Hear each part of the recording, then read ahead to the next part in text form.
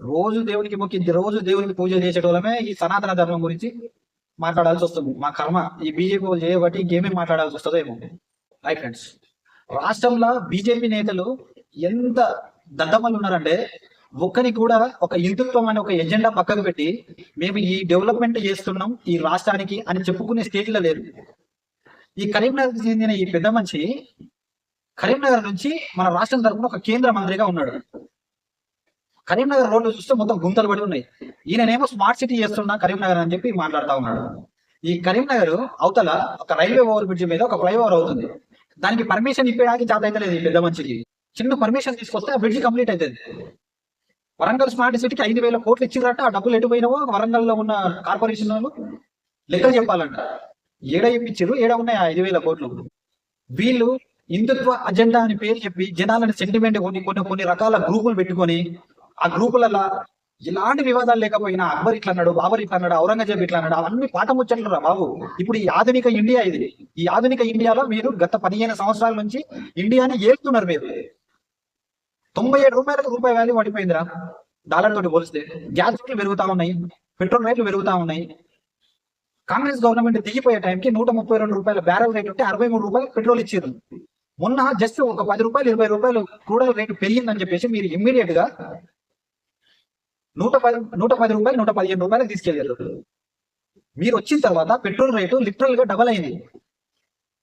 Crude oil rate 132 రూపాయల నుంచి 40 రూపాయలకు పడిపోయింది. అంటే 80 రూపాయలు, దాదాపు 70-80 రూపాయలు క్రూడ్ ఆయిల్ రేటు తగ్గినా కూడా బీజేపీ గవర్నమెంట్ లో పెట్రోల్ రేటు డబల్ అయింది. రూపాయి వాల్యూ పడిపోతా ఉంది. ఏమి చూడు, ఆ గ్లోబల్ లో పోవాలి, ఆ మెల్లోడి తోటికి మెల్లోడి చాక్లెట్ ఇవ్వాలి, 2 ఫోటోలు దిగాలి, రావాలి.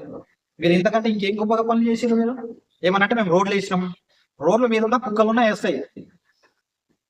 ఒక రాష్ట్రం నుంచి ఏవైతే ఈ పన్నుల రూపంలో కేంద్రానికి వెళ్తున్నాయో దానికి మళ్ళీ 40-50% మళ్ళీ రిటర్న్ రావాలి. ఆ ప్రాతిపదికన ఏ రాష్ట్రానికి ఎంత వస్తున్నాయి? మొత్తం సౌత్ ఇండియా నుంచి దిగిపోతున్నారు, మొత్తం నార్త్కు పెడతా ఉన్నారు. జనాలు అవేర్నెస్ తెచ్చుకోండి. ఎప్పుడైతే బీజేపీ పార్టీకి వ్యతిరేకంగా మాట్లాడితే వాడు యాంటీ నేషనలిస్ట్. ఇంకా కరడు కట్టిన హిందువుల మేము. కాకపోతే మీలాంటి దద్దమ్మలకి, మీలాంటి పాన్పరాగాలకి ఎన్నో రోజులు మేము మాటలు వినదలుచుకోలేదు. రియాలిటీ గురించి ఆలోచిస్తున్నాం. కాంగ్రెస్ లా దద్దమ్మలు ఉండడం వల్లనే బీజేపీ పార్టీ ఆటలు ఇంకా సాగుతా ఉన్నాయి. ఆల్టర్నేటివ్ లేక కాంగ్రెస్ పార్టీ అని వచ్చింది, వాళ్ళ నట్టిలో చేసి నోరు మూపించేశారు. మన దగ్గర రాహుల్ గాంధీ ఉన్నాడు అంటే ఒక ప్రతిపక్షానికి గట్టిగా ఎదుగుతాడు అనుకుంటే వాడొక దద్దమ్మ. మేమేం చేసినా నడుస్తుంది, మళ్ళీ మేమే వస్తాం, మేము ఏం మాట్లాడినా ఏం చెప్పినా గొర్రెలు తింటాయి. మాట్లాడితే హిందువు హిందువు హిందువు, వేరే ముచ్చట్నే లేదు. ఏమనంటే ఓల్డ్ సిటీలో కరెంట్ బిల్లులు వసూలు చేయడానికి చేత అయితే లేదు. బంగ్లాదేశ్ నుంచి వచ్చి ఓల్డ్ సిటీలో ముస్లింస్ ఉన్నారు.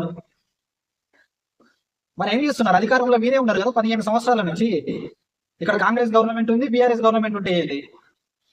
ఎవరెవరు ఉన్నారో రోహింగ్యాలు వాళ్ళందరినీ ఫైండ్ అవుట్ చేసి బయటికి పంపించండి. 15 సంవత్సరాల నుంచి మీరే ఉన్నారు కదా.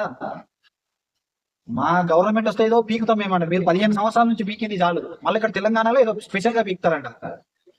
మీకు లాస్ట్ టైం 5 సీట్లు 8 సీట్లు వచ్చినాయి కదా, ఈసారి అవి కూడా రావు. మీరు ఏంటంటే చెల్లని రూపాయలు ఎమ్మెల్యేగా ఓడిపోతారు, 3,000 చెప్పి ఎమ్మెల్యేగా గెలుస్తారు. గెలిచిన తర్వాత అప్పుడప్పుడు వచ్చి ప్రెస్ మీట్లలో పెద్ద పెద్ద తోపు మాటలు మాట్లాడిపోతారు.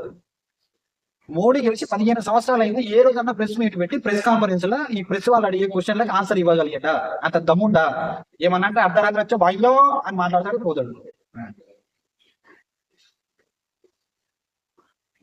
జనాలు అర్థం చేసుకోవాలి, అవేర్నెస్ తెచ్చుకోవాలి. ఎవడుంటే ఈ రాష్ట్రం బాగుంటది, ఎవడుంటే ఈ దేశం బాగుంటది అర్థం చేసుకొని ఈ మధ్యలో కొత్త పిచ్చాలు తయారయ్యారు ఆంధ్రాలో.